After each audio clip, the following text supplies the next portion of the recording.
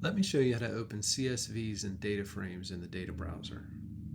Suppose I run a Moonshot strategy and save the orders to a CSV file.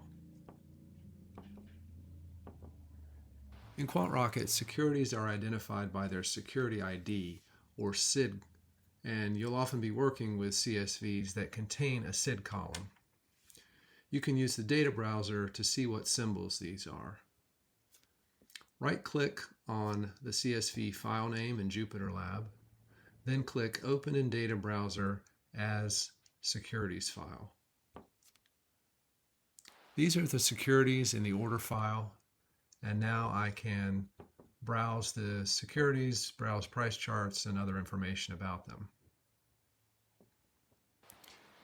This also works for data frames, any data frame with a SID column. So in this notebook, I've queried open positions for a trading strategy. To open this in the data browser, use the IPython magic command browse, followed by the name of the data frame variable.